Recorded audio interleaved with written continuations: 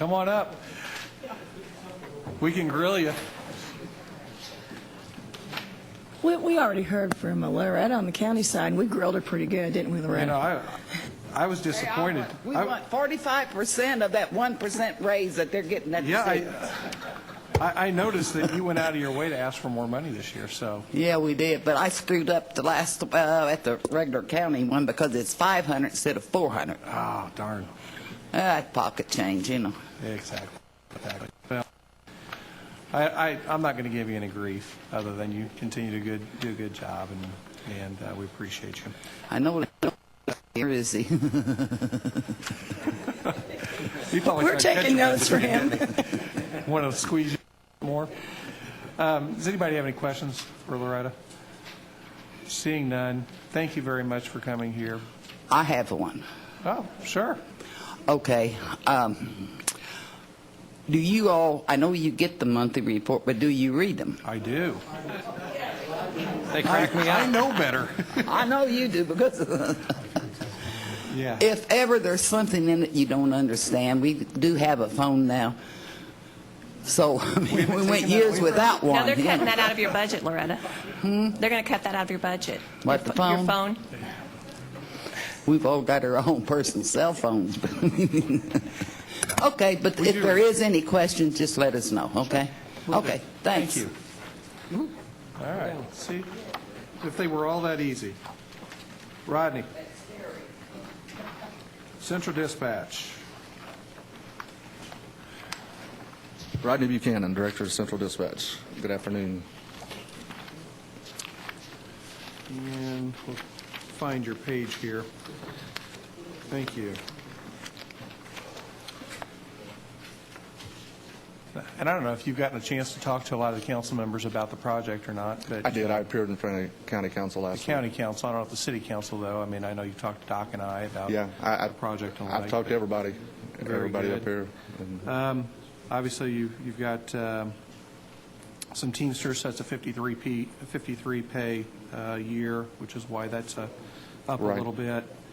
Other than that, yeah, we more or less flatlined. I think our operating, largely flatlined. yeah, that we had control over decreased a little, about 1%. And then, of course, the upgrade, end-of-life issues, that's part of the CIP budget that you have. That's correct.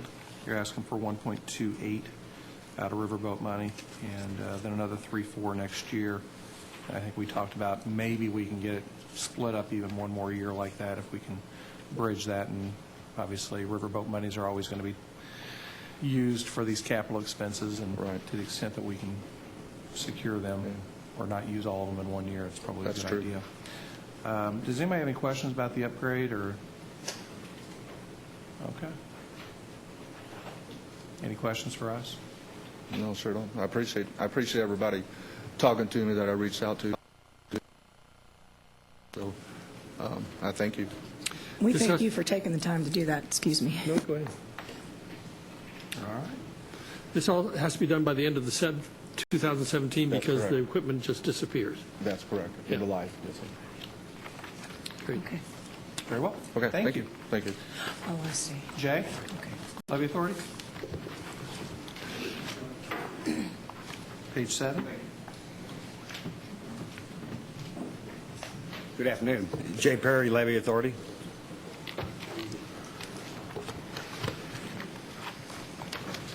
And this is 100% pass-through stuff, so just kind of depends on how much money you get, doesn't it?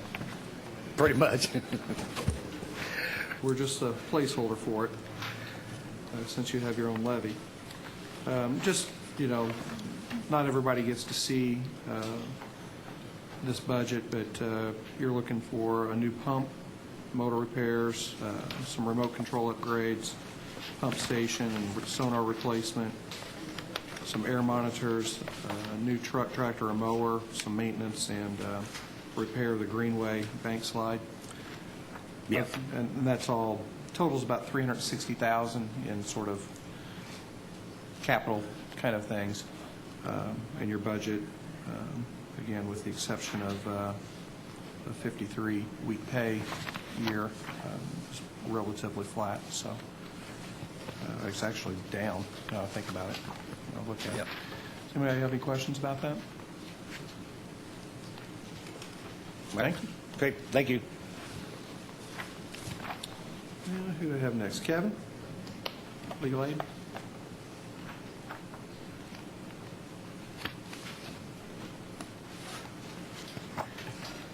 Hello, Kevin Gibson. I'm looking for your, said 25, thank you. I know they have a nice index up front. Unfortunately, I haven't looked at it. It's actually kind of interesting because this is 1 of 1 on mine.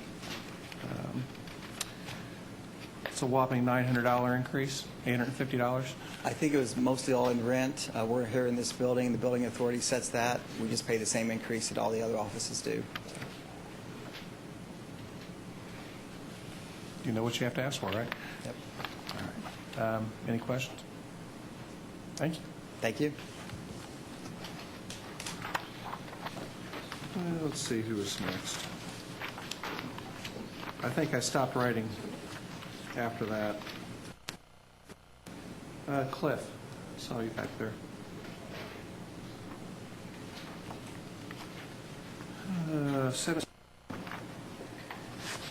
Cliff Weaver, Emergency Management.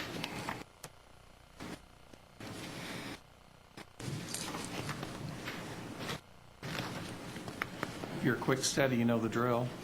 So you actually got a reduction in your budget, which is nice. Asking 2 things in your CIP out of Riverboat money, and that is upgrade to emergency sirens. That's kind of something we've always funded in the past. Safety equipment, $5,000 a Riverboat. What equipment are you looking for? We are responsible for doing damage assessment after disaster, and we send people out into emergency scenes. A lot of them are reserve or volunteers or our staff, and we need safety equipment to protect them when we send them out in the field, and we have no budget for that right now. Just generalized Right. equipment. So, personal protective equipment. And then that gets stored out of the facility. Anybody have any questions about that? Seeing none. Thank you. Thank you. Okay, that seems to take care of a lot of the low-hanging fruit. Diane? Human Relations, page 19.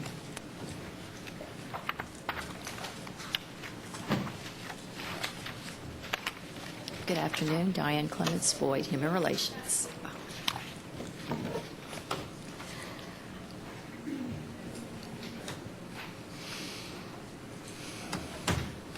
And most of it deals with raises, health insurance and the like, and some of that Yes. just depends on what the city ends up doing with regards to the raises. Yes, that's exactly right. 1% in salaries and just like the things somewhat you of an can control uptick in or- terms of health care, but other than that, it's a flat Yeah. budget. It's like the things you can control were reduced, so Yes, we try and live within our means. we appreciate that. Anybody have any questions? All right. Thank you very much. Thank you.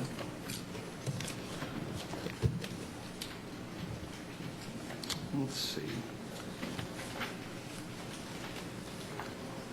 I guess who wants to go next? Carrie, come on up.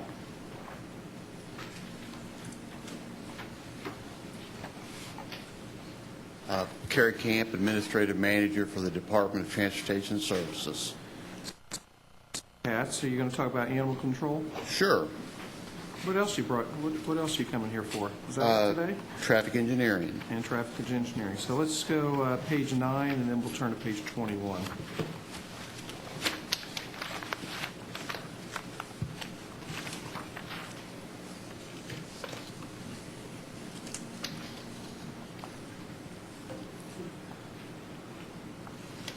Again, you've got salaries, and again, that's the 53. Yes. The Teamster pays, the 53 pays, and that encompasses most of the increase there. Looks like some of the controllable things you've actually decreased. and I think I asked you this yesterday, is the trap, neuter, and release, is that included within this part of the budget? Or where will that be found? Actually, that, is the ordinance that the city council passed, and there is no additional expense for that. Hopefully, what it'll do is lower expenses to not have us go out and to have to take cats out of traps and that sort of thing. I guess there was some thought that we'd have to get additional traps because somehow they tend to walk away. No, we have a fee that we charge each person that comes and gets a trap. There's a $5 fee plus a $50 deposit. Okay. And so if they don't return the trap, we keep their $50 and go buy another trap. So. And then again, you've got shelter improvements and various kennel supplies. Again, we've talked about that in the past, but the shelter improvements have been shifted from LIT into Riverboat. I think we talked about that a little bit yesterday. So. Okay. Any other questions? Okay. Take care of animal control. We'll turn over to then traffic and engineering, page 21.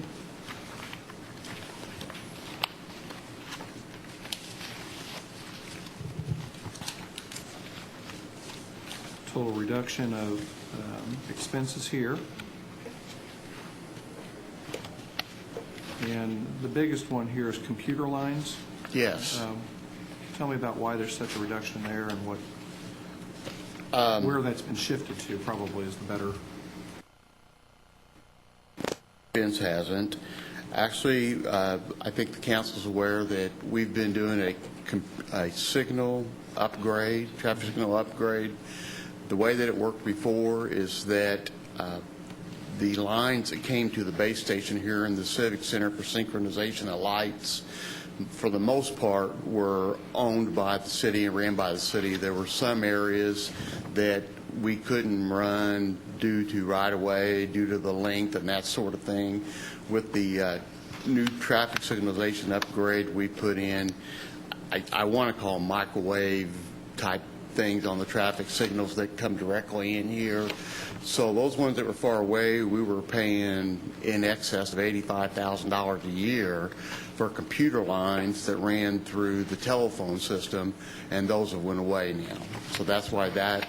We've seen a little change, a little savings then. I mean, obviously, this is a multi-million-dollar, multi-year phase into the signal upgrades, but we're Yes. seeing some savings on this end. Yes. Okay. And then going to the I have a CIP. question on yeah, please. city engineer. The full-time salary, you got 2.96% increase. That has to do with the next week is a 53-week year, so the weekly employees will get paid for 53 weeks instead of the normal 52. And in this department, there are 10 weekly employees. Oh, Teamster employees. Yeah, Teamster employees. okay. All right, that makes sense. Thank you. Okay. Yes. What do you have in mind for the other contractual services? The other contractual services? Oh, that's our consultant. We have a traffic engineer that is a consultant for this department who does actually the traffic signalization of the lights. If we have any problems, he controls it. There's an office here in the Civic Center on first floor that he controls that.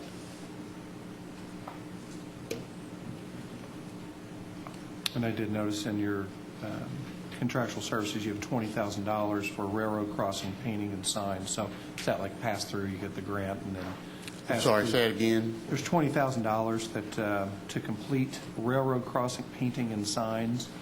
So is that something, a grant that you receive, and it's just passed through your department? If we contractual get the services? grant, it's showed on the revenue side also. Sure. So if we don't get the grant, we won't spend it on the expenditure side, and we won't receive it on the revenue side, so. And then turning to CIP, which is page 22. Miscellaneous small equipment. We always have repairs and equipment within the regular budget, and I guess it's a pet peeve to have nickel and dime things in the riverboat, but I understand the need for that. And then through local roads and streets, It's a little reduction this year of the obviously you just talked about the modernization of the traffic Yes. control equipment. We're See starting quite to a bit of wind that savings, down. But it's still $450,000. And it looks like next year might be the last year of that. Yes, we look to wrap it up next year. And how many signals does that cover? I mean, I just get a sense of.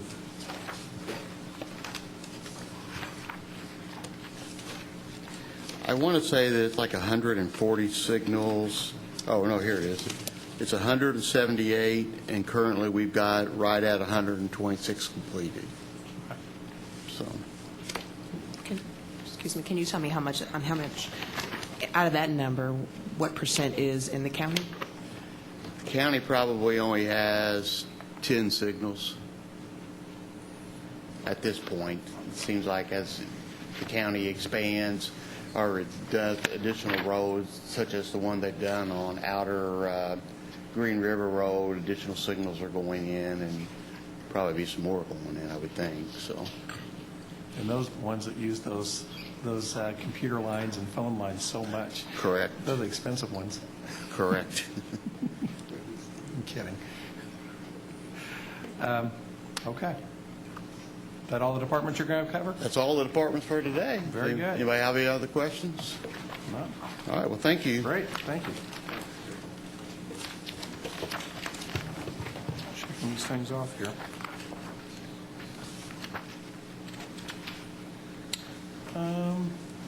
Russ, are you doing purchasing, or? No. Oh.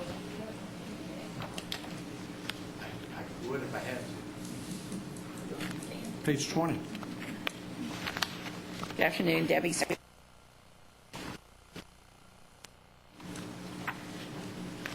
There's a big jump you will see in our rent, and the reason for that is before I was located over at the Evansville Vandenberg School Corporation for the beginning of last year.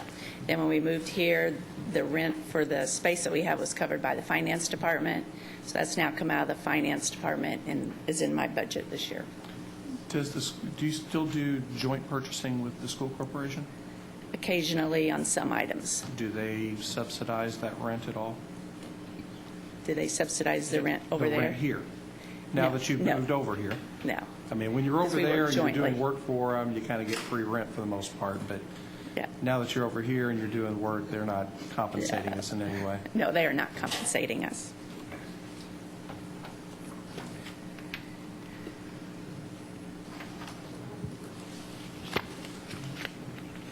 And that's basically all of the increase. Anybody have any questions?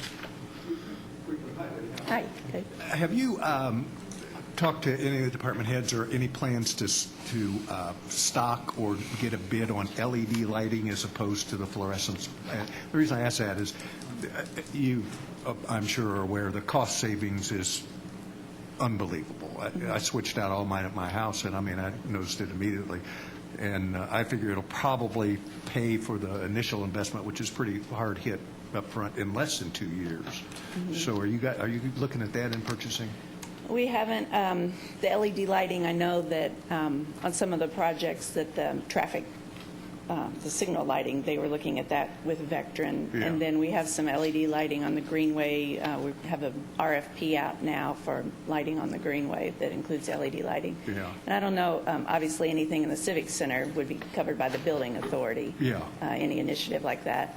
But any of the other agencies, we haven't done a conservative, Okay. everyone together looking at that, but that's something we could look at. Yeah, just the bulbs and desk lights and in small rooms and spotlights. I mean, it's unbelievable. And you got 230-some lights in here. I'll talk to Building Authority here.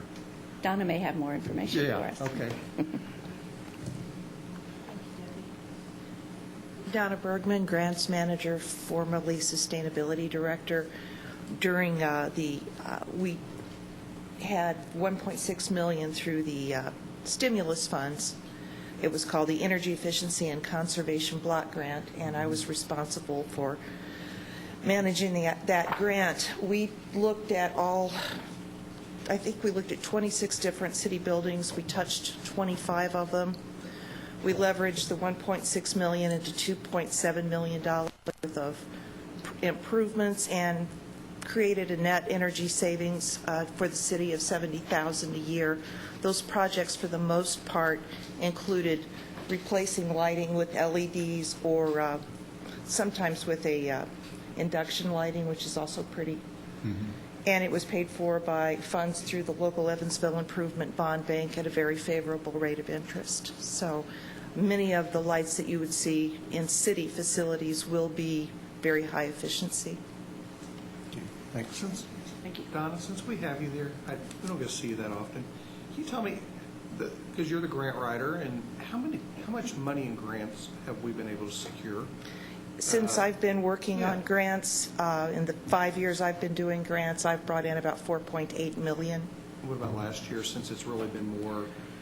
The blight elimination program, that was over almost $2 million. The Parks Department LED lighting on the Greenway, that's $100,000 plus $100,000 from Vectren. The Fire Department Fitness and Wellness Program, that was $186,000.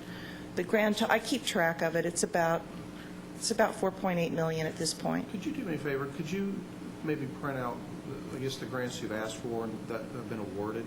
Sure, I Just have keep for a list of council that. On Monday or something? Sure, I'll be happy I to. appreciate that. Thank you. No problem. What do you have in the hopper that you're working on?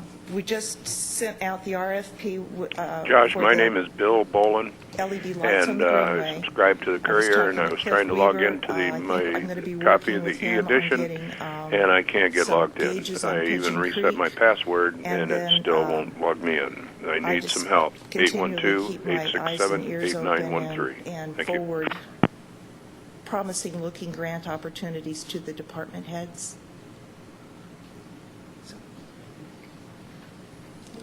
Tom? Yeah, Debbie, can we go back to that rent for a minute? Because that 20,000, I mean, it does seem like it's awfully high. Or, I mean, how many people do you have in your office? We have 3 people. Donna's in our office, the grant manager, myself, and one other person. And that's about how many square feet? I'm not. I mean, I assume this was all proportioned out. Yeah, Fairly equitably here? Also, we do pay for the mailroom downstairs that all departments take their mail to, and then Data Mail picks the mail up from, Okay, so that's that's all in part of that purchasing's rent as budget. well? Yes. I mean, obviously, it's not easy to get that today, but maybe sometime you could forward that on to me? The square footage? Yeah. Yes, sir. Because that 20,000 compared to other rents I'm pulling up here, that's It's all based on 2048 a square foot, you know? Right. We do have a small conference room right when you walk in that finance will use occasionally because they don't have a conference room in their office. Like city finance? Yes, sir. We'd be happy to let the county use it if they would like to. Okay. 985 square feet. That's pretty close, right? All right, thank you very much. Thank you. Ron? London, sorry. Yours will be a little later. You're next. Area plan, page 24. Good afternoon.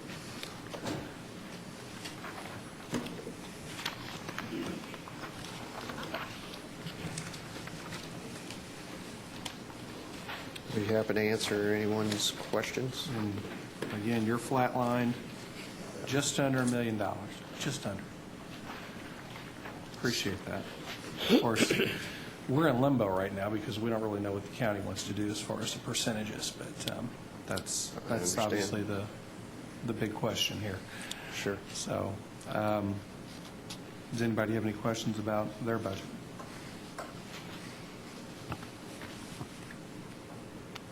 All right. Thanks. Okay. All right. Thank you. Ron Meany. Good Building afternoon. Commission, start on page 11. Okay, the expenditures for the Building Commission. And those have been reduced, which is nice. Yes. Health insurance has gone down, lose an employee, or? Well, through bookkeeping, somehow one employee that was switched over, so I think that's just the rectifying, putting them into code enforcement instead of the building commission where they actually work. And that brought that down a little bit. And that's the bulk of the reduction, but reduction nonetheless. So Correct. you're adequately staffed to handle everything? Yes, we are. Good answer. We go get them as fast as we can. Again, asking for $500,000 in Riverboat for demolition. Yes. Was funded last year, and heavens knows we need to do that. And then trash cleanup, $100,000. Again, some of this is part of the greater blight elimination program as well. And Right. We've derived a lot of benefits from that. It's helped properties need to be demolished. Sure. And we're getting ready to play the demolition of the next.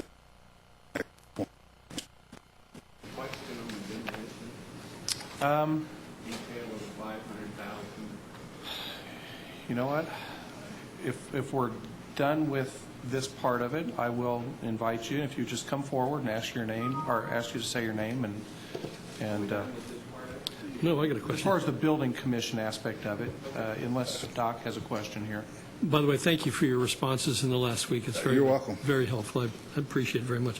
Is this $500,000 for demolition, is that part of the blight No, project? that's just properties that need to come down. Those are just raise orders, right? Yeah, those are raised orders. But for the blight, we had to have a program partner that owned the property and had an end use. So there's an additional This 1.7. is just to take down the worst of the worst. Yeah.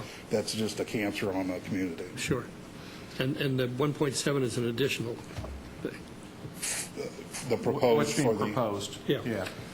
Yes, that would be in addition. That's ones that they could I was kind of actually take confused title whether to and move 500 into was land. part of bank. that or whether it was in addition to that. Don't worry, Yes, you no, cleared it's up. that's a separate entity and. And with the line item. 500,000, those are properties that we don't own, and we aren't in the process of getting at the point that they get a raise order. Those are where we're going in and tearing down somebody's property because it's a danger. The 1.7 will capture those 202 properties that we actually have an opportunity to take title to that we think should not be auctioned to the public based on the structural soundness of those properties. So you have the hardest hit fund, which $600,000. You've got this, which is just raise orders and safety, essentially. Right. And then the blight elimination fund, which is 1.5 on one side from the riverboat and 210, I think. Yeah, we'll from be LIT, catching so- what comes from the county just to prevent it from getting unleashed again on the public. But with the raise orders, I mean, what's your backlog, 60-something? Yes, currently we have 60 in the pipeline that have not come down yet, That need to, and so... that are just, Yeah, so even Eyesores budgeting and safety hazards. 500,000, I mean, that would clear up our backlog, but that doesn't, I mean, but then we've got a whole year of 16 where we'll probably acquire a new backlog. And looking at this budget, you're asked, I mean, obviously, this is forward-looking, too. Right. You know, in future years, the ask is $1.75 million each of the next 3 years for demolition. So, And that's I mean, probably more reasonable in terms of what actually could go through the housing court and get a raise order. Well, Right. it is true, but it's also coming out of Riverboat, too, right? No, I understand. I'm just Never saying that Yeah. we have a backlog that would consume next year's funds. right, and funding aside on how it gets done, the land bank, what it would really do is stop the cycle of these houses that don't sell at tax sale, going to an auction where anybody can purchase it for any price. So you got people buying houses for $25, $50, $500, and just thinking they're going to fix them up, and they can't do it, and it just right back into tax delinquency and right back into us maintaining it, mowing it, and cleaning it. So the idea is to break that cycle so we don't just keep repeating the same problems. And then we also have properties where people buy them for that low amount, and they strip them even more, Right. and just let them go back, and, you know, just like you say, it's just keeps going and going. We've got to stop this. The stat is 70%. 70% of what we auction, and that's vacant lots and parcels with structures, come back to us to auction again within 3 years. Most of the time when we raise a structure, it's been auctioned 2 or 3 times. Yeah. And another factor for us, 6 years ago, when I first started in code enforcement, about half of the inspections that we were doing were weed and trash, and the other half were structure cases. Well, now, because of all the vacant properties, 75% of the inspections we're doing are weed and trash. So as we take these out of the marketplace and start maintaining them scheduled maintenance as opposed to citation, violation, and remediation, the maintenance costs will go down, and our inspectors will be freed up to actually work on structure properties again. Can I, because I think this came up, and I don't want to digress too much here, but there was some discussion at some point last year about getting a dumpster out somewhere on one of the properties in Jacobsville so that people could, dump the trash that else. That never happened, did it? No, it's it didn't. Funny And you should say I think that. it's I something talked to Kelly. I was on the phone with Kelly when I was driving over here. We are going to meet and try and rejuvenate that idea to look at for this cycle, because we had it pretty much all paced out, and then it just kind of died with some transition in leadership. But the way it would work is we would, Echo Housing, as a pilot plan, they would put a dumpster out on a property they own where they insure the property. We would notify the neighborhood. Jacobsville would be where we started, by flyer. And then in the weeks leading up to that Saturday, when Ron's doing trash citations, inside the letter would be, hey, there's going to be a dumpster available at this location on this date where you can move this large piece of trash that we're about to cite you for free, and if you can't physically move that couch or mattress yourself, here's a number you can call. And so on the Saturday or the Friday where they placed the dumpster on that Saturday, we would gather volunteers that we'd have made a list on the phone calls. So where someone's dumped a mattress in an elderly person's backyard by their alley and they can't physically get it, and Ron has sent them a letter, they can call a number. We'll have volunteers that go pick up those large pieces and take it to the dumpster. The way it works now is that if Ron has to cite you, then ultimately a contractor comes out, puts that one piece of large trash in the truck, drives it out to the dumpster, gets the dump ticket, and they get paid a fee. And this would be a way to make sure, or to reduce those costs of a truck going out to the dumpster that's not full. And then like placement of the dumpster with Echo's cooperation in terms of giving us the lot and paying the insurance, placement of the dumpster was only about $60.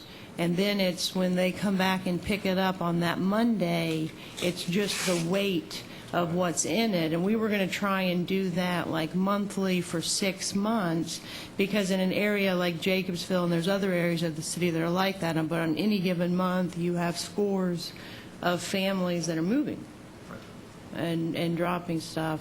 So that can create some efficiencies for you as well. But we're going to look at it again since... Let me take this gentleman's question, and if you would come forward and state your name and address, please.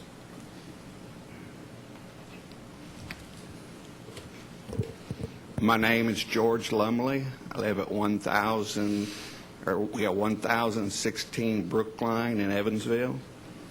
And I had a few questions. I've been crunching some of the numbers on the blight issue. It's something, I'm a new resident here, and it's something that I volunteer a lot of time to, because I'm not immune to it like a lot of Evansville residents are.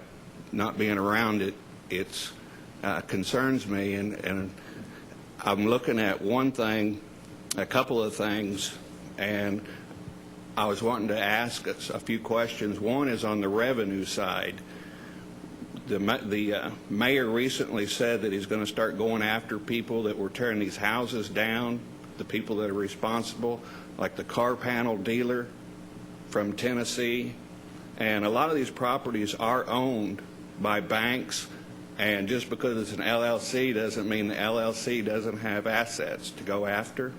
Right. And when we work out this deal with the brownfields, who's going to be going after these people and whose decision it is who to decide who we go after and who we don't go after? Is that going to be a city decision, or is that going to be a brownfields decision? Well, I think, obviously, you know, this is kind of a budget hearing and a finance hearing. That's really more of a policy decision. Okay. I was looking at the revenue side. And I would probably, you know, and I don't want to be short with you on this, but, you know, perhaps, and I know that you sent out a feeler to me as far as to get the budget books and the like.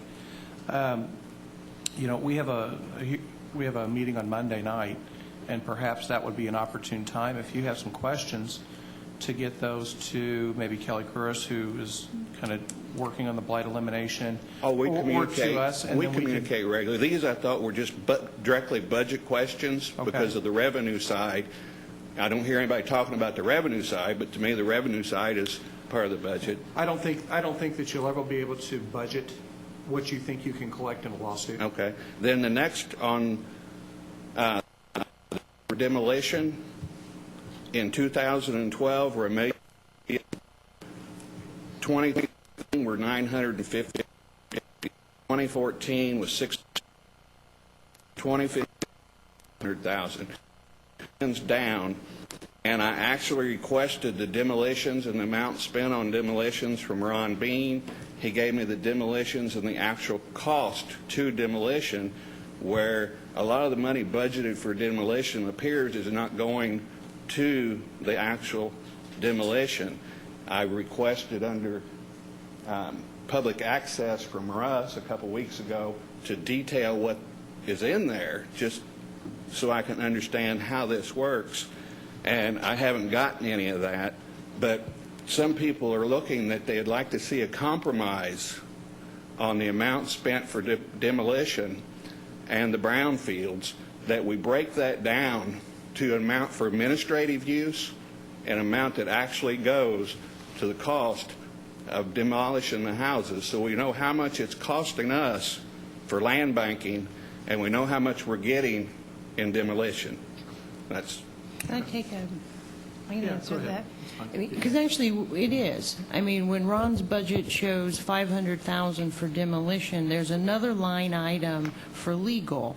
And so what's been budgeted for actual demolition, 13, 14, and 15, has been identical. It's been $500,000. But those other numbers, and you can correct me if I'm wrong, Russ, but or Ron, we have a line item for legal. So, I mean, when he's working on raise orders, there's attorneys that are associated with that process in terms of taking a property to raise order. So it's $500,000 for actual demolition, and then there's a variety of other costs that are associated with getting it done in terms of attorneys or other fees. Is that accurate? I'm not sure what Well, your budget, though, you've got $500,000 for demolition. There's another line item for legal. Yeah. So I mean, the goal, and I think, and the $500,000 only tears down about 60 properties. 60, 65. Well, it says that, but it doesn't. It does, and it just depends on whether it's got a basement, has to be backfilled, whether they're getting a bid on a group of properties, or like in an emergency situation, it may just be a bid on one.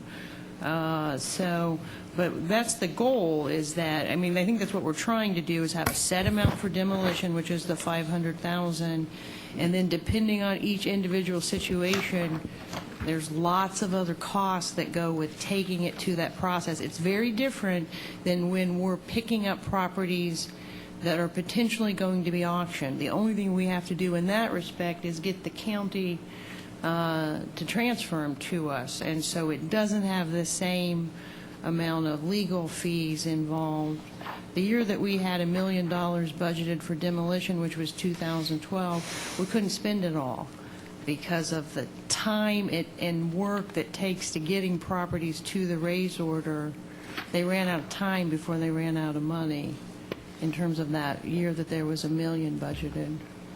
I'm understanding you to say that the $500,000 would actually go to demolition, but when I asked for the list of the demolition and the actual cost of the demolition, which Ron was gladly sent to me under a public access request, that was far short, over $100,000 short of the $500,000, and that's where I asked Russ what is in there. Not that it's over, but it's so much, the amount we spent is more than the amount that shows directly to demolition, and that's where I'm, just like you're saying, I'd like to see those two figures separated out from whether it's a not-for-profit or whether it's the county building authority, whether the money for demolition comes out of the general fund and remains under the control of the council, or whether it comes out of the building commission fund and goes under the control of the building commission, or comes out of the not-for-profit where the citizens really would have no idea where it's coming from. We would like to see a little bit stiffer accountability with it at least brought up to the level of the building commissioner, with showing how much is going to actual demolition, and then have an accounting of what the other costs are, rather than just saying that, well, we appropriated this much money, we spent this much money, but when we add up the actual figures, they don't add up to that much money. I think I understand what you're saying. You just want to make sure that it's going to knocking things down rather than administrative costs, right? Correct. Okay. And that's fair. And to the extent that we can get those numbers, we'll try. But as far as a budget, right, we're going to allocate $500,000 to do this, and then ultimately it's upon the administration to make sure that that's most efficiently utilized. But you've got $1.5 million coming out of Riverboat. Not yet. We don't. Well, if the $1.5 million comes out of Riverboat to go to mowing grass and maintaining these properties while the Brownfields warehouses them, which has been their past history, then we would like to see that accounted for also. I understand. Okay, It's a big thank program. Thank you. Did you want to follow up on that, or? Well, just a little clarification. I did provide an entire database of all the demolitions that have occurred in the last, I believe, 4 years. And one of the issues you have is you'll say, well, we're funded $500,000 this year. Well, we may get a raise order on a property this year and get a PO this year, and it may not get taken down until next year. So the numbers at the end of the year never exactly match. So some of the years where we were only appropriated $500,000, we had carried over from the year before. They hadn't been completed, and when they were completed, it showed that more money was spent than actually was budgeted for that year. But it was just carryover money from the previous year. And I can't say that the only thing that we pay for is the demolition cost. There are line items for all the administrative staff for what we do that goes into the raise order, the bidding of it, and the hearings and the legal fees, and that's all somewhere else. That money things down and haul them off. Very well. If I read this blight, maybe you can help me with this. If I read this blight study that they put out, there's going to be an oversight committee of Affordable Housing Committee, perhaps, representatives, Brownfield, other people. And I was under the understanding that every year they would give us a report as to what they did with those funds, too. So there will be, I think, a pretty good oversight in terms of what to do with that. Yeah, I mean, theoretically, the Brownfields Board of Directors would be expanded to include specifically Ron, as well as a representative from the county government, a city council appointed representative, and then some actual practitioners. I mean, people that have the specific expertise to help manage that. And one of the things they were looking at that you probably saw in the report is a committee based to help market the properties, where they were going to make contact with the local universities. And then one of the ideas was a citizen advisory subcommittee that would be made up of representatives of the different parts of both the unincorporated county and the incorporated county that can be sort of the boots on the ground related to what's going on in their specific area. So the idea is that that board would expand and become more transparent, have a regular meeting that people could attend if they wanted to, because, you know, the public would have a lot more skin in the game than what they do now. Well, that sounds well and good, but the Brownfields has a history that they're not very open to the public, and the public would like to see the county display. We're not going to contract all of government over to nonprofits. We'd like to keep government, some of it anyway, where we can see it and see what we're doing and have some influence over it. Yeah, we agree. Well, We agree. it's a policy argument. Let's get back to the budget. But thank you. Connor, I have two questions. Yes. Ron, I guess two questions. One, is there a particular area that has a high population of vacant housing? And then two, with your blight project, I guess, is there a plan already in conversation once those are removed for redevelopment? That's part of the real key to the land bank idea is that it really serves two big functions. The first is to take those properties and not auction them off if they're not worth saving. Let's take them out of the cycle and let's return them to sod. And then secondly is to have an open forum that's transparent and everyone understands the rules for how you can acquire. Be continuously things that our community development corporations work on projects, but as the land bank assembles more joint properties, the feeling is that the private sector will come in because now they've got some space, and that's the thing that they need is they need some space to create projects. So I don't really work in the development end of it, but I understand that's the process, that's the idea of how a land bank works efficiently. So what area? Is it mainly inner city? Well, I think, yes, it's the oldest parts of town, the near downtown, north and south and east and west, and just the older parts of town, the 100-year-old plus houses that are, outlived their design. And we met this morning on Senate Bill 415. Now that we have a process to actually deem properties vacant and abandoned, the statute allows for property tax abatements between 5 and 15 years on development. So once a lot or a structure has been deemed vacant or abandoned, it can be sold to a nonprofit or a private developer, and they can get a 5 to 15-year property tax abatement. And so we met this morning to sort of tease out exactly what the new law allows and how we develop a program that can be advertised and made available to anyone and everyone that's interested in picking up, these next batch of properties that become delinquent on tax sale.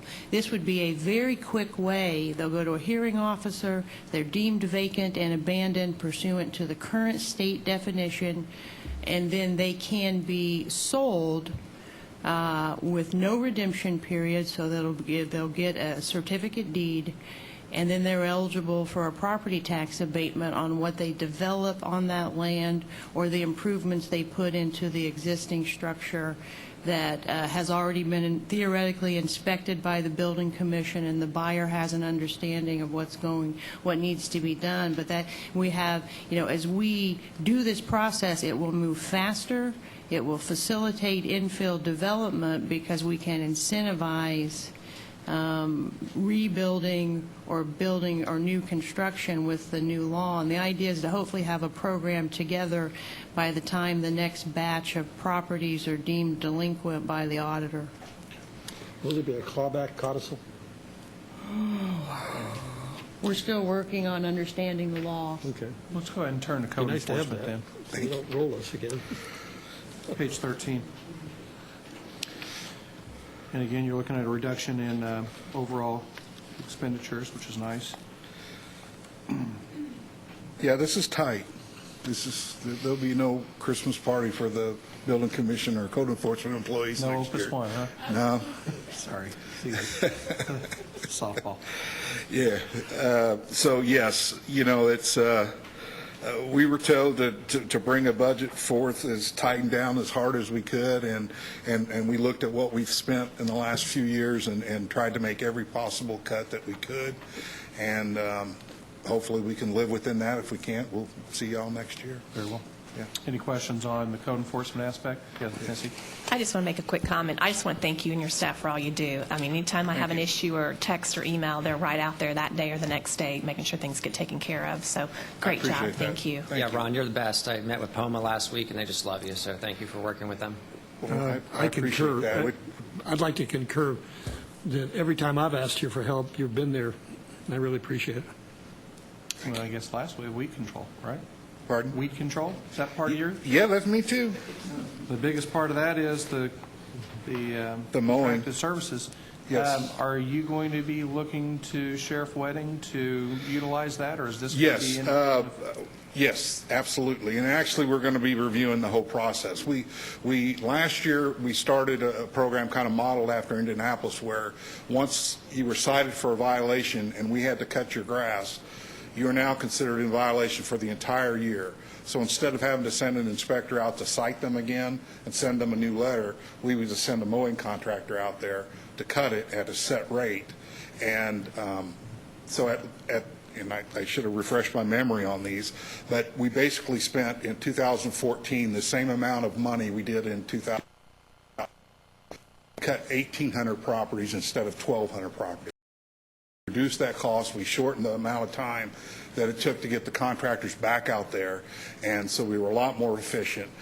And so now we're going to look at it again and see, okay, do we want to make some changes to it and try to create some more efficiencies with it, just because it just gets bigger every year. And this is maybe the worst time of the year for it because you've had most of a growing season. Can you just remind anybody that's watching this or listening how they can get a hold of somebody to get 18 inches of grass cut? Yes, call us 436-7885. That's the main complaint line for the building commission. Any weeds, trash, any structure that you're not happy with and doesn't fit into our community, call that number and it'll get assigned to the correct inspector. And if it's something that's outside the purview of our department, we'll make sure it gets to the right department and gets addressed. Very good. Thank you. All right. Any other questions? Yes, It's Ed? 9 inches, 9 inches still is the it. 9 inch, anything Yeah. over 9 inches, is that one blade, or, one grass, or is that a whole lot? Just one. Theoretically, it's one blade of grass is 9 one inches. We blade. could cite them. But as you surely see driving around town, we can't get there that fast. Okay. So, yeah, we use common sense. If there's some weeds around a fence, we're not going to, unless it's completely getting overgrown, we're not going to bother with things like that. We really, because of financial constraints with the trash and the weeds, we try to use a little common sense and not, give people a break and give them time. If it's been raining for 10 straight days, we're not going to come out and punish everybody because their grass is tall.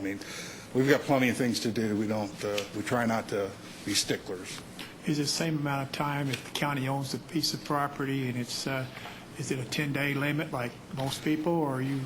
No, if the county is the owner, we contact some people in the county commissioner's office, one person there and one person out with I think it's the county highway, or Yes, sir. Yeah, that somebody who goes out and cuts it themselves, and that's pretty much the extent of It it. seems like I'm seeing a lot of, on the county properties, couches and those kind of things. It's a real problem. People just seem to think that if the grass is a little bit tall, nobody's there, so let's just drive down the street and kick off our trash off the back of the truck. It's a huge issue for us, and it's a $250 minimum fee to have our trash contractor go pick something up. And so that's why when Stephanie came to us with the idea about parking a dumpster in a location for a weekend, I'm pretty excited about doing that. We just never could kind of corral the troops that it took to administer it to get it started, but that's the kind of thing.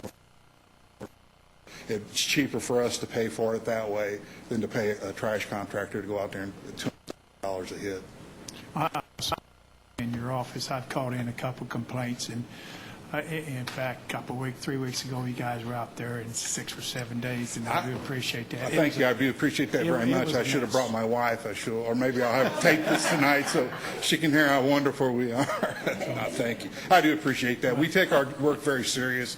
Everywhere I go, I mean, people know me well enough now that they have comments for me, and then I'm sorry, I hate to bother you here, you're eating dinner, but I tell them, this is my chosen profession. If taking complaints was a problem for me, I'm definitely in the wrong position, so it's not a problem, but I do appreciate the nice comments. All right. Thank you very much. Before we turn to computer, is there anybody else that we haven't addressed? I think we've covered everything. All right, Mark?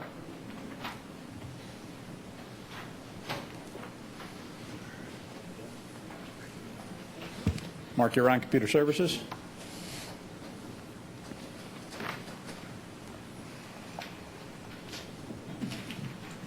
And I think you have yours on, was it 2 and 6 maybe? Yeah, 6 is the detail. Now, to be fair, is everything on 6, that does not include your salary, does it? I'm not sure what. I don't believe it does. It looks like that is on a separate. That's in the city's LA. Yeah. And is that subject to reimbursement by the county at the same rate?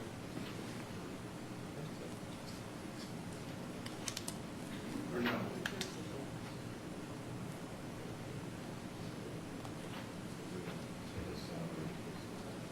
That's not billed, it's just city. So the county does not. The county doesn't pay any of Mr. Urine's salary? That's my understanding. See, this is something that obviously you're even misinformed on, and that has come up. So I suspect that we need to change that in some way. If and even in our ordinance that's being proposed, it would have you being essentially the CIO for the county as well. And, if we're sharing all of computer services, it seems to me that we share you as well, the same rate. But I did note that your department is being paid out of LIT. $9,000 a year is the budget, of which department head shows 139 and some change, and then there's some other employment-related expenses. But there is one thing. It says other machine, $325,000. Can you explain that? Sure. That constitutes two things. First is the city's Microsoft Enterprise Agreement and licensing. So basically that's the cost of all of the Microsoft products for the city computers, servers, laptops, desktops, everything that we do with the Microsoft side would be in there. And the other part of that is the computer refresh that was started this year. It's $125,000 to refresh roughly 480 computers over 4 years. It'd be a 4-year lease, so it'd be about $125,000 per year for 4 years. So that's $125,000 is correct. The refresh. So the other 200 is Microsoft fees? Microsoft licensing, correct. Is that reflected within, and this, I'm toggling back and forth, is that reflected in page 6 of the detail? I don't believe so.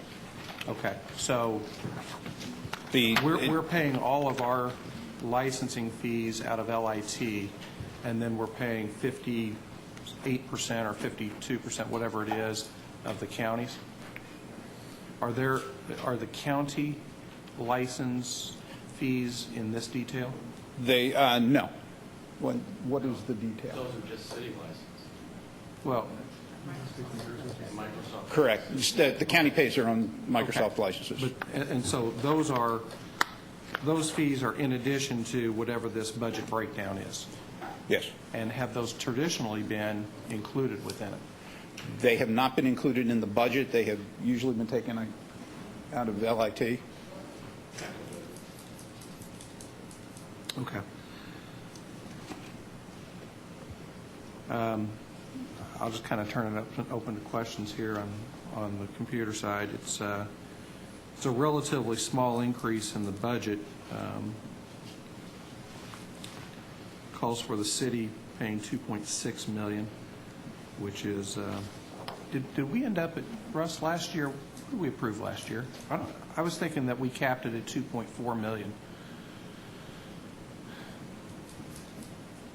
Is that right? I was thinking we gave a hard number on that. It seems like the county did the same thing. They were at like 1.7, if I'm not mistaken. Tom, you may be able to recall that, or at least early on that was maybe the case. Did you? I was thinking that you gave them a hard number, though, that you were going to spend more than 1.7. Yeah, Maybe that in the was city budget, it was $2,492,000. Okay. And that's in the LIT under computer services. So, and I note that when you look at this, the city budget for 15 shows $2.656 million, but I was pretty sure we gave a hard number that was much lower than that. That includes... That's old numbers. Yeah, that includes... That was prior to the cut. Exactly. That was their proposed budget. That was the original proposal, But we yes. had a cut of that Yes. last year. That's what I thought. Yeah. Let me jump in here. Okay, so the city number, $2,661,341, that also includes the Tyler contract, which we have in the finance LIT, $194,961. So the actual city number, $2,466,379. So that's a pretty tiny increase. Okay. And I'll double check on the CIO salary. I know, if you recall, that was in the this water department for a while. Long time ago. Before my time. They were paying that, and we moved it to the city LIT. But I don't believe we billed the county for that. But he's a department head, right? CIO director. Necessary to our operations. Yes. Kind of know where I'm going with that, right? Where it should probably be rather than LIT. But okay. So what we're looking at is 2.466. Correct. As far as the computer budget. Okay. Now, is that contracted? I mean, I understand that there's been some talk about the extension of the contract for a couple of years, and That has been something that I would like to do, simply because that would give me the opportunity to correct some of the things that need to be corrected in terms of operations, policies and procedures, that sort of thing, to bring technology operations more in line with current state-of-the-art process and procedures. okay. Have you talked numbers with Advance? I have not, no. And that contract's up at the end of this year, right? End of 2016. End of next year? Yes. Okay, so we're still under that old contract for one more year? Correct, for another year. As far as the budget goes, on the city side, excuse me, on the city side, we are 99.5% contractual. I have about $12,000 in discretionary funds. So and most of those are dedicated to the possibility of repair for our HVAC and generator system. Those are carried by the department, not by the building authority.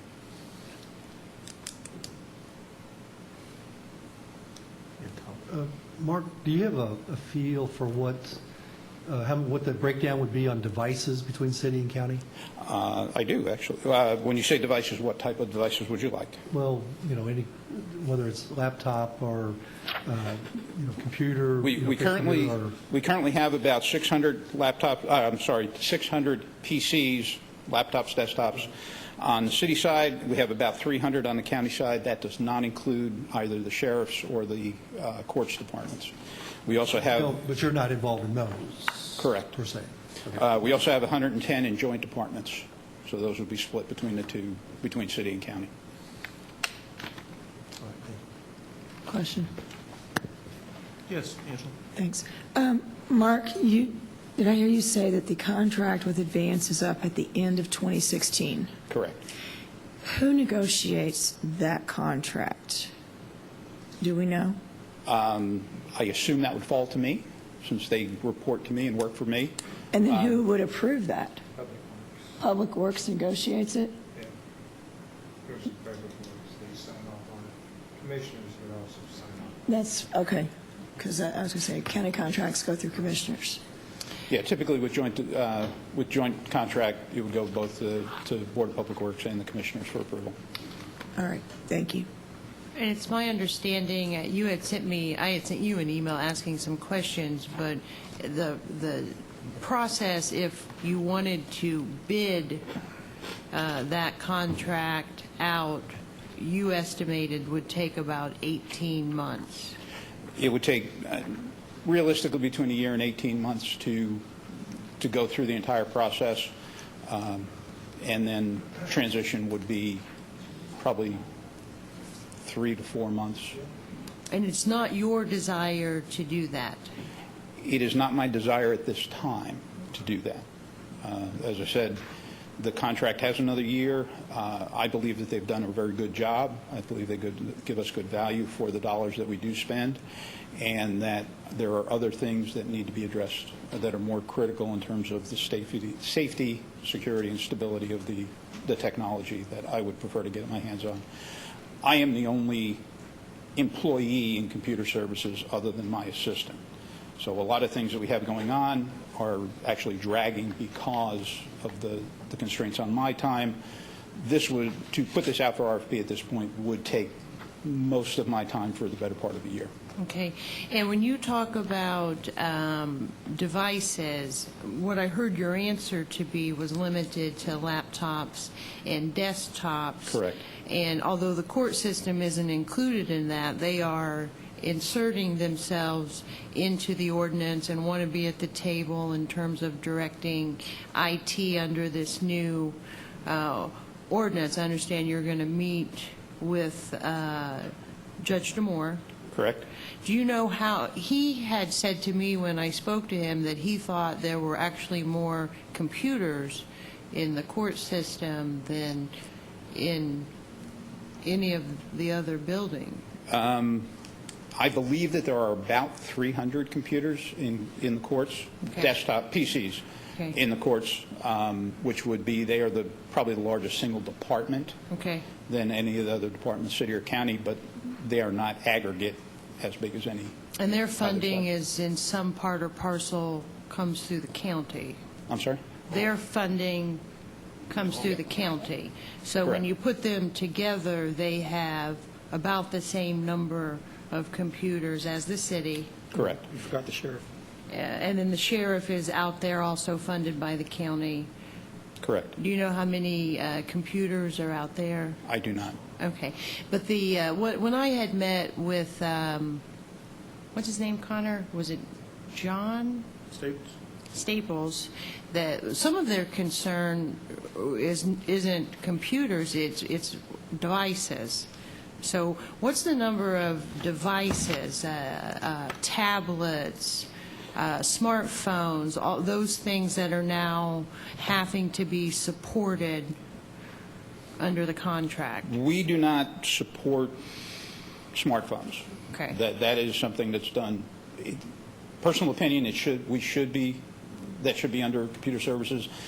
They've become small computers now, so they're much more into the technology infrastructure than Well, they're they accessing were. the system, right? In terms Correct. of They checking can, their yes. email. Now, they're doing that just the way you would do that at home through a web browser, or getting their information through Exchange, so that they're not on the network per se. They're still coming through the cell network, but they can access, you can access applications through the city's wireless, what was called CivicNet, as opposed to going over the open air. As far as devices go, in addition to the PCs, we also support about 1,500 phones. The telephone system, we support the voice over IP telephone system, 800 on the city side, about 750 on the county side, and about 175 joint departments. We support about 70 printers on the city side and about 50 on the county side. And then we have our infrastructure, which is about 300 network devices and about 250 servers. Most of those are virtual servers, which means we have about 10 physical boxes sitting in our data center, which is about 50 virtual servers. And again, the server count, and those are shared between city and county. The infrastructure is shared, so we can't differentiate between this many city, this many county. But again, that does not include the sheriff or the courts. What would be your desire to manage the phones, the smartphones? Based on I'm my just personal, curious. Based on my personal experience, when I came here and I got a phone, basically it was handed to me and said, here it is. You figure out how to do it. Comes to the controller's office. That is not their job to set it up, to make sure it's secure, load antivirus, integrate it with the network, all those sorts of things. Previously, I worked for the state of Iowa. When you ordered a phone, it came from Computer Services. It was all set to go. Okay. And I think it makes it easier and for the end user, Yeah. and easier for us to manage and control. Plus, what you're getting into now, you have a lot of management that's required.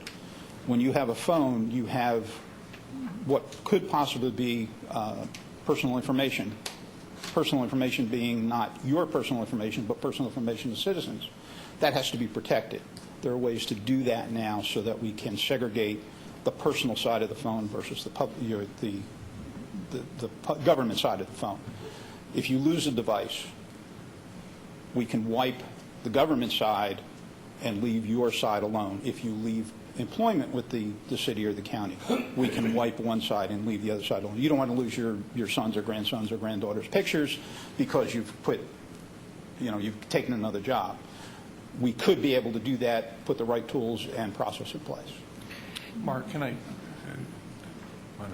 read that? I'm sorry. I just have one more. Do you have any feeling about what's going to happen in the negotiations related to the contract that expires next year? I know the current contract provided some room for increases to the vendor, but they've never really taken much. I mean, most of the increases in our contract have been tied to software, the amount that we have to pay to maintain software. So do you have any feeling? I mean, Raleigh has at times appeared and seemed to maybe want more. And so do you have any idea? The increase in the contract is built into the contract, and that's a 3% per year cost of living adjustment in effect. There's no software built into their contract. But they pay it, that we pass through, right? No. No? No. What we pay to ANCS is strictly for support services. Okay, I guess I'm thinking about the whole budget, though. The whole budget, there's a huge piece, in fact.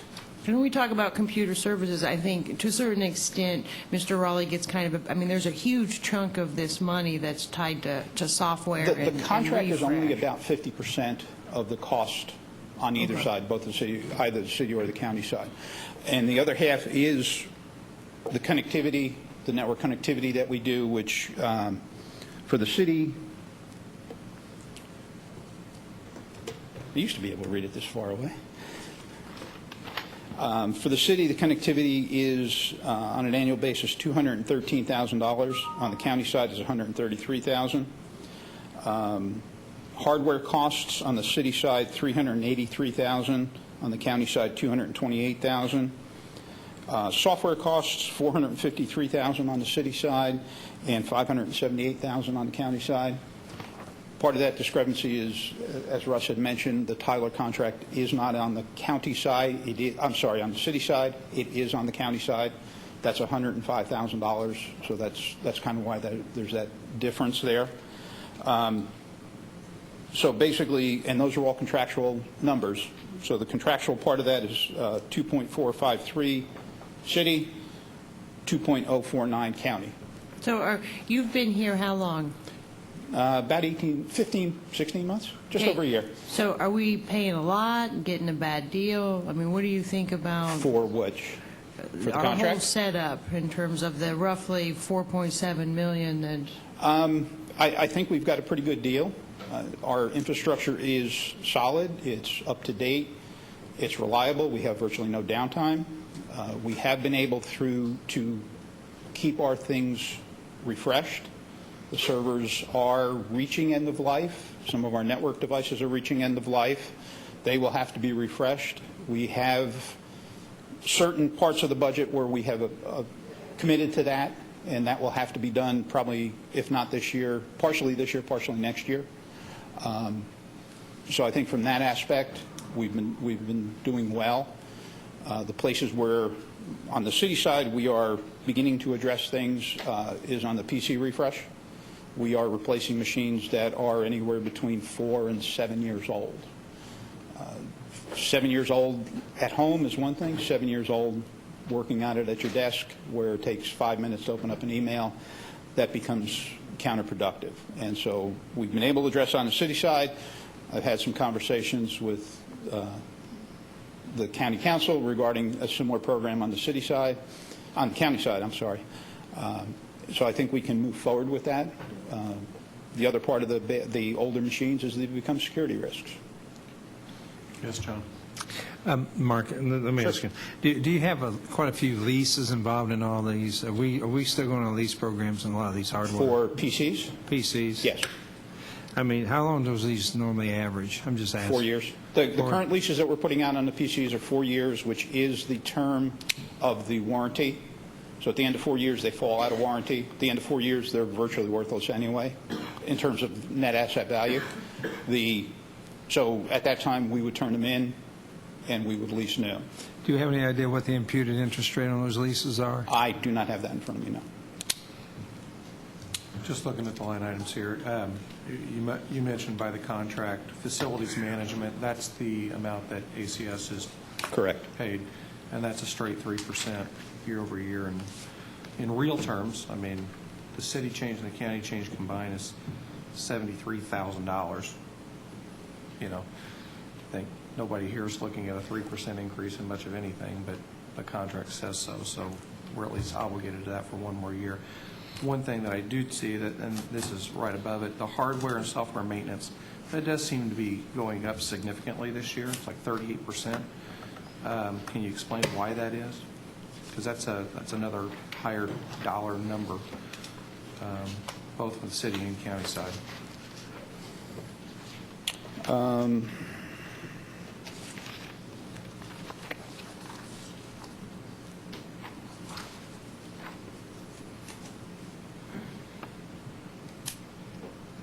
So line 3 of the cover sheet.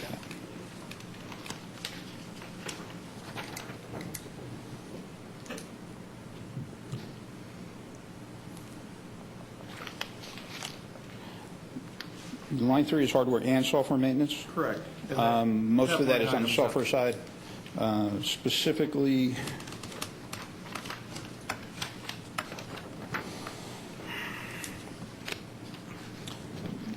that includes the addition of the secondary internet connection, which was about $5,500 each side.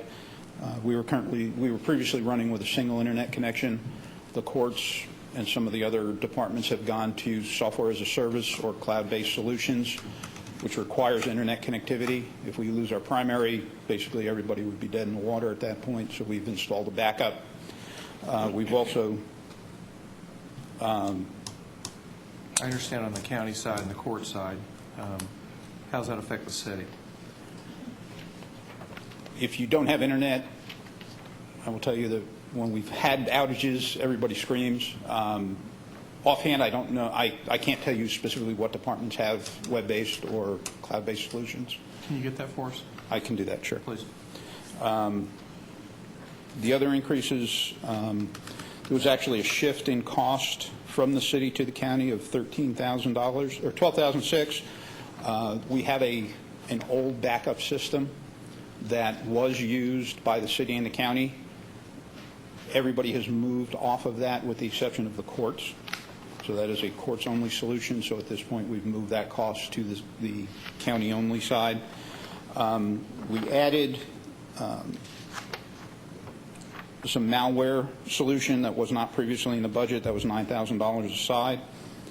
In it, we put in a product called Enable, which is our management package. It allows us to install an agent on each desktop, monitor that desktop, patch the desktop, make sure that it is current in terms of patches, look at what software is installed so that make sure we are compliant in terms of licensing, and as well as either do remote management or reboots to that software, to the desktop. That also covers all of our servers, so we have basically a real-time picture of what our network looks like and every device on it. That actually helps ACS, though, doesn't it? It helps everybody because they won't need as much manpower because they can sit at their desktop and fix it remotely. they have always been able to do that. This just gives us a lot more reporting capability. When I stood before the county council last year, I could not tell them how many PCs the county has, or the city has for that matter. The way we did it previously was a walk around and look and see where the PCs are, if they were, where they were being used, not being used. Now Some of that may change if you get your way, though, right? Where they have to check them out, lease them through you. That's where we've talked about that model as a possibility, certainly. I think that would reduce some cost. It would certainly help us manage things better. It also tells us who's using the computers. We can see who's logged into them, who has logged into them. And so it just gives us a much better reporting capability. What's that run? How much are we paying for reporting capabilities? That total cost, and it's a lot more than reporting I understand capability. It's about $45,000, $49,000 total, county and city. And it's on a per unit basis, so per desktop basis, per desktop, per server. We also added the software and the service for the new website. That is $12,200, split 50-50, as well as the cost for Granicus, which was $16,000 on the county side, $16,600 on the city side, $15,000 on the county. So it's a total of 31 or 32. Yeah. And that's out of the mayor's budget, I think, mayor's contractual budget. Okay. Any other questions with regard? Yes, Dan. I just have a couple quick. Hi, Mark. Hi. Everybody here, we just want to know whether or not we're getting a good deal. And do you have access to information to show whether or not, or to show what other cities comparable in size to Evansville and other states, or even in Indiana, pay for their computer services? As a whole budget? Yeah. I do not. I can get it. I assume I can get it. Okay.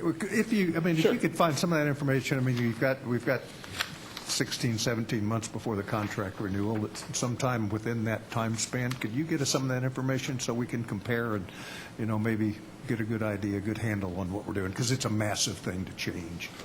Nobody wants to change, Well, Thank you. What each of them do, too. So it may not be comparing apples to apples all the time. But it'll make me comfortable. Yeah, and I think also if we have some idea what the other cities in Indiana are doing, that's not a bad comparison. What you're going to find is the larger cities are going to have a permanent staff as opposed to outsourcing it. That has its own costs and its own drawbacks. Well, obviously you'll identify that for us. I can do that. Yeah. Appreciate it. Thanks.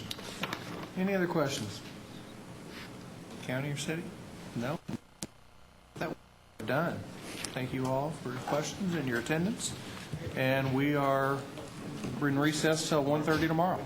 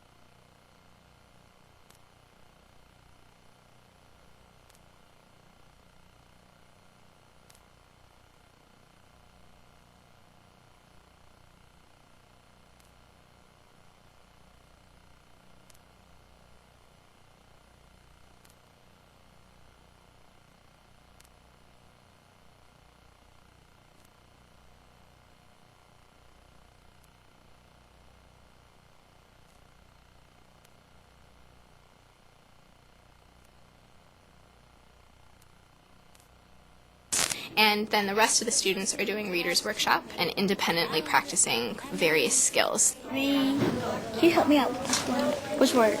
That word. Recognize. Recognize. And so it's just feels for me like a really nice time to meet like all the students. Guided reading, generally that starts with a reading mini lesson, and that could be on a reading strategy or skill, and it also could be on like teaching a workstation. So for today it was teaching, the fluency workstation. Why is fluency important? Why is it important to have a fluency workstation if we want to be good readers? If you don't have fluency, you will read like a robot. Yes. So you'll read like... So I think there's like a lot of buy-in when I'm introducing reading workstations and like, why is the work that we're doing so important? What Juliana is going to help me do is, I can be the reader, and Juliana, I model it with another student, so it's super clear about what should it look like when I'm at this workstation, and then we practice that. Start, then go ahead and press start, okay? Every day in places around the world. And then once I see that scholars are taking responsibility and know how to use that workstation, we keep on adding more and more. And then throughout the year, they're constantly shifting and changing according to the needs of the students. Okay, scholars, when I say go, you're going to take out your blue classwork folders. Okay? Go. So after the mini lesson, they all transition to their seats to immediately begin independently practicing skills that I've just taught. And then once I see that the class is in that mode, then I know, okay, I'm ready to pull the first guided reading group. So your assignment was to read chapter 2, and I asked you guys some questions about it. And specifically, we've been working on main problem, right? Identifying problems that we see in a story. So during guided reading, kind of two things are happening. One is I'm pulling groups of scholars to directly meet their needs, and then the rest